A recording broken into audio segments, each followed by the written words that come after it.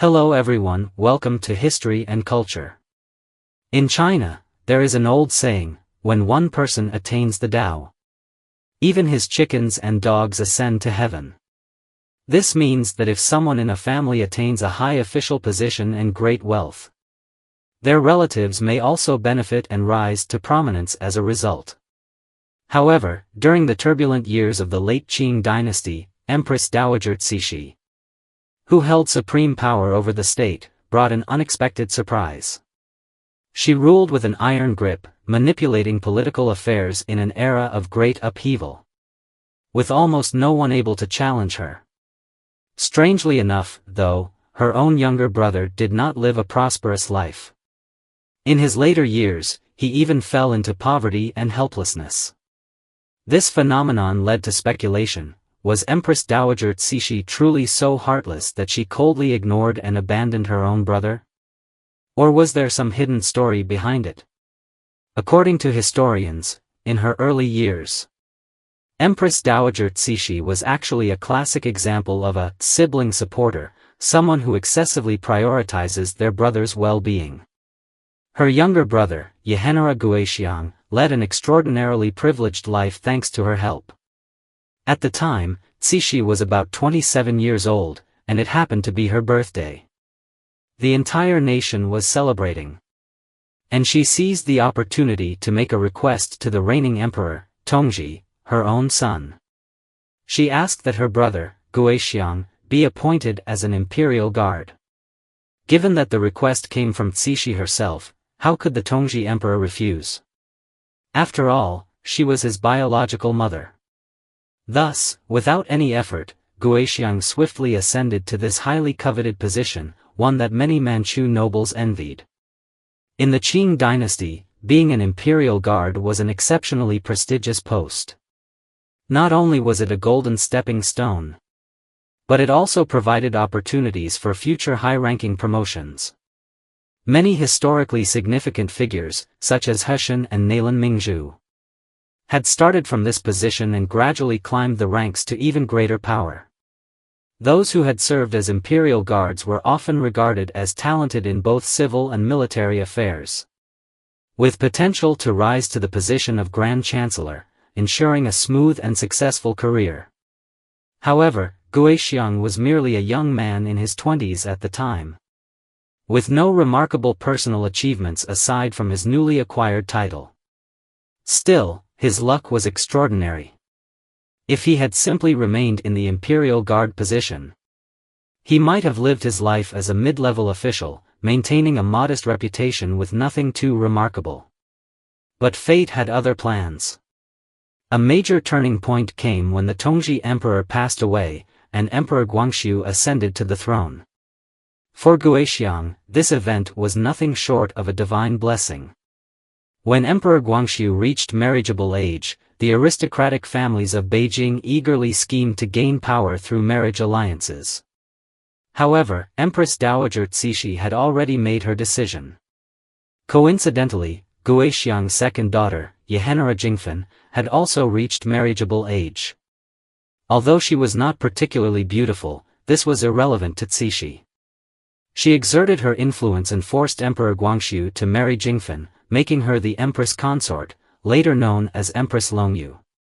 This marriage, however, was far from successful. Emperor Guangxu had no affection for his cousin-turned-wife. And from the very first night of their marriage, there was no emotional connection or intimacy between them. Nevertheless, the one who benefited the most from this arrangement was Guixiang. With his daughter becoming the empress, his social status skyrocketed overnight. As the imperial father-in-law, he gained unprecedented prestige in the capital, becoming one of the most influential figures of the time. Shortly after, he was granted a new noble title, Cheng, Duke of Cherished Grace, and was soon appointed as the right vice minister of the Ministry of Works, also overseeing financial affairs. This job was essentially equivalent to the position of a modern-day central bank governor. The entire country's monetary regulation was in his hands, a role of immense importance, one that even the emperor himself might have coveted. However, despite all of Empress Dowager Cixi's meticulous calculations. She failed to foresee one crucial flaw: her brother was utterly incompetent. Guixiang was not only greedy but also lacked ability and intelligence. He refused to seek competent aids, nor did he attempt to improve himself.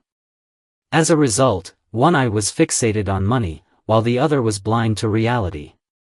His repeated blunders caused significant economic losses to the state. Eventually, even Cixi could no longer cover for him. She had no choice but to let him step down and return home, removing him from this lucrative position. By all logic, Guixiang's failures should have convinced Cixi of his incompetence.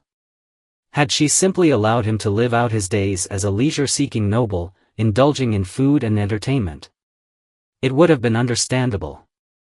However, that was not Cixi's style. Unwilling to give up, she was determined to mold her brother into someone of substance. Since he had failed as a civil official, she decided to push him toward a military career. Cixi controlled an elite military force known as the Shanghai Battalion, a rigorously trained unit that provided her with a great sense of security. She resolved to place this force under her brother's command. Thus, Guixiang was reassigned as the vice commander of the Mongolian banner of the bordered yellow banner, and put in charge of the Shanghai Battalion. On paper, it was a powerful and prestigious position. However, Guixiang remained unchanged. He couldn't even count his money properly, let alone lead an army. As a pampered nobleman with no military training, he was wholly unqualified for the role.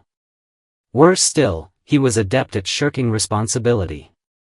Rather than making an effort to train his troops or inspect his forces, he spent his days enjoying a life of luxury, unbothered by consequences. After all, he had Cixi shielding him. As a result, the Shanghai Battalion quickly descended into disorder. Morale plummeted, and discipline crumbled. When the Japanese army prepared to attack Shanhaiguan, Emperor Guangxu found himself with no capable troops to deploy. In desperation, he sent Guixiang and the Shanghai Battalion to the front lines. This decision would prove disastrous, fully exposing Guixiang's corruption and incompetence. When the battle commenced, Guixiang stood atop the command platform, anxiously watching the battlefield. But as he saw the army's banners unfurl, he suddenly burst into tears, claiming that the flags bore the words, "Kill Guixiang." This bizarre spectacle left his generals both amused and exasperated. They tried to console him, insisting it was just his imagination. But Guixiang was overcome with fear, unable to regain his composure. At last, even Emperor Guangxu and Empress Dowager Cixi acknowledged the truth: Guixiang was unfit for any position of responsibility. He was recalled to Beijing and ordered to reflect on his failures. From then on, he survived only on Cixi's financial support, living a life of dependence, entirely reliant on his sister's generosity. Later, Yuan Shikai appointed him as the supervisor of Chongwen Gate, responsible for collecting land and commercial taxes in the district. Many believe this was a chance for Guixiang to redeem himself. However, he exploited his position for rampant embezzlement, sparking public outrage. The resentment grew so intense that an angry mob even set fire to his residence. Humiliated and disgraced, he was forced to retreat from public life once again. Thus ended the official career of Empress Dowager Cixi's only brother.